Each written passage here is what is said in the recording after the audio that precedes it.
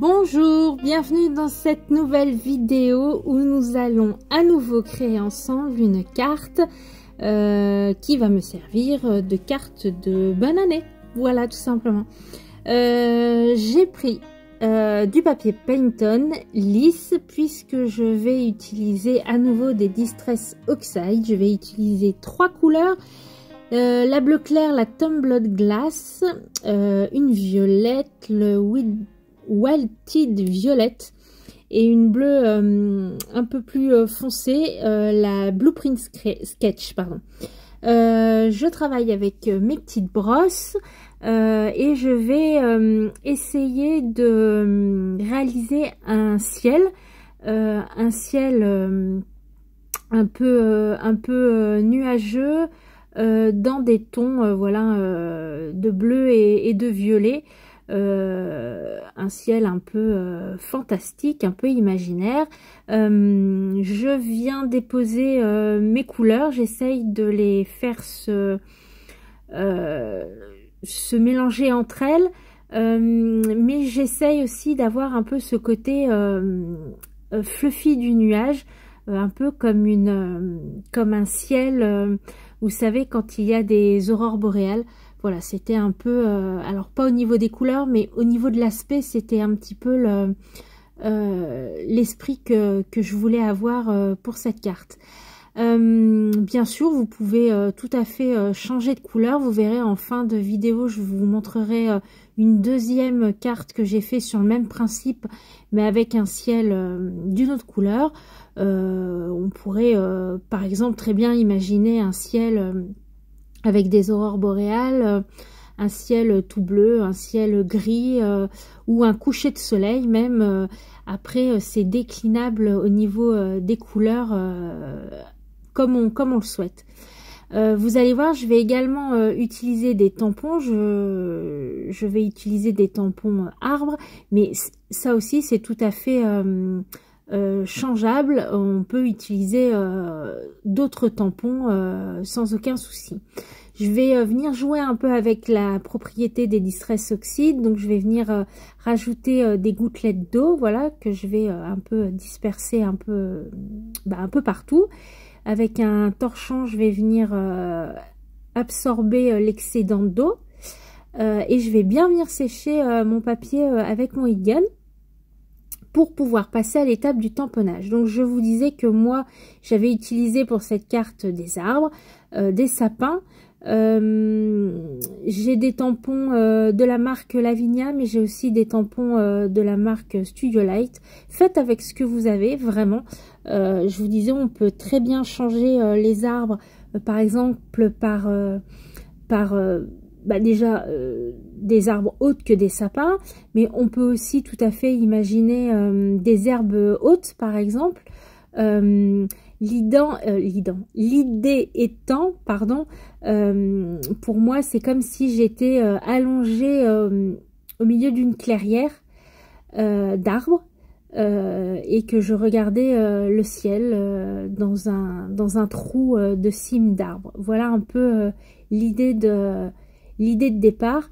Donc on peut très bien s'imaginer être allongé dans un champ et puis avoir des épis de blé par exemple au-dessus de nous, ou dans une forêt et avoir par exemple des grandes fougères également au-dessus de nous. Voilà, c'est vraiment un point de départ et on peut s'amuser après à faire plein d'idées différentes et plein de couleurs différentes.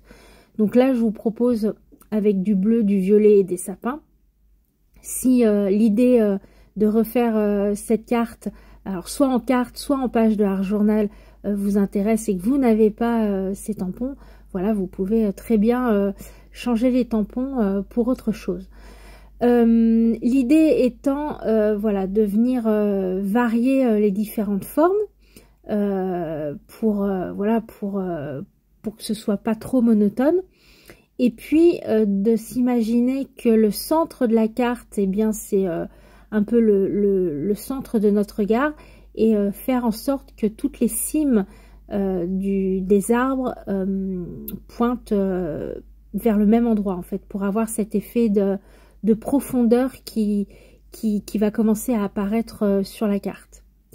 Donc je tourne ma carte. Si mes tampons sont pas très bien tamponnés, c'est pas très grave. Je vais venir retravailler tout le contour de ma carte. Voilà. Et de toute façon, je pars toujours du principe que dans la nature, tout n'est pas parfait. Donc voilà, on pourrait tout à fait imaginer un arbre qui a perdu des branches. Voilà, moi ça me pose pas de souci si je rate des tamponnages, en tout cas pour cette création là. Je vais venir faire, donc je vous disais, un travail tout autour de ma carte, un travail de vignettage comme j'aime à le faire, avec ici une encre de chez Lavinia. C'est une encre bleu marine très foncée. Pourquoi j'utilise pas la Distress Oxide? Parce que déjà j'ai pas de bleu aussi foncé, et puis la Distress Oxide a une couche un peu crayeuse, et ça viendrait ajouter voilà comme un peu de craie sur mes tamponnages, et c'est pas du tout ce que je veux. Je veux vraiment un effet vignettage comme sur les photos, vraiment quelque chose qui assombrit les bords pour encore plus attirer le regard au milieu de la carte. J'insiste bien sur les quatre coins, sur les côtés, et puis ensuite je vais venir ajouter un peu d'acrylique, de gouttelettes d'acrylique sur ma carte, et des pointes de stickles violettes, c'est la aubergine. J'ai trouvé une technique qui fonctionne très très bien sur les oxydes, en tout cas j'essaierai aussi sur la poudre Lindy's. C'est d'ajouter de l'encre de Chine blanche, et lorsqu'on vient faire des gouttelettes, l'encre de Chine reste blanc. En fait, elle ne se teinte pas avec la couleur des oxydes qu'il y a en dessous, ce que les Posca ont tendance à faire. En fait, le blanc a tendance à boire la couleur de la Distress, et ça reste pas vraiment blanc, alors que l'encre de Chine blanche reste bien blanc. Voilà, il faut que je fasse des tests aussi avec les poudres Lindy's pour voir si ça fonctionne tout aussi bien. Je suis venue mater ma carte sur un papier argenté d'un des blocs qu'on trouve chez Action. Je suis venue ensuite remater tout ça sur un fond de carte blanc. Ici, j'ajoute un sentiment fait avec un die que je suis venue coller sur un bout de papier argenté pour rappeler le fond de ma carte. Et puis la carte est terminée. Voilà, je vous montre ce que j'ai fait sur l'enveloppe qui accompagnera cette carte. J'ai pris les mêmes couleurs, j'ai reposé donc mes trois couleurs dans l'ordre bleu, violet, bleu foncé sur mon enveloppe. Voilà, ça fonctionne plutôt pas mal, même sur du papier d'enveloppe. Donc je viens poser mes trois couleurs, et puis je vais venir ensuite retravailler avec mes tampons sapin. Mais cette fois-ci, je vais simplement faire un horizon, voilà, d'arbres, juste qu'on voie les cimes. Donc j'utilise les mêmes tampons que j'ai utilisés pour la carte. Et puis je vais venir, j'ai eu quelques petits soucis de tamponnage quand même sur cette vidéo. Ça m'arrive rarement, mais je dois avoir quelque chose en dessous de mon tapis qui a fait que voilà, certains de mes tamponnages n'ont pas très bien fonctionné. Mais j'ai réussi à rattraper le coup à chaque fois. Je viens mettre de l'eau, voilà, et puis de l'encre de Chine blanche.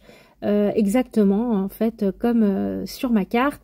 Je vais rajouter un petit peu d'encre de Chine sur mes sapins pour matérialiser un peu de neige, et puis pour cacher un peu ma bêtise.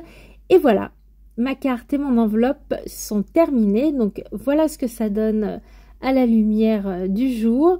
J'ai pas une super bonne lumière là, je tourne ces vidéos en décembre, c'est catastrophique chez moi, la lumière.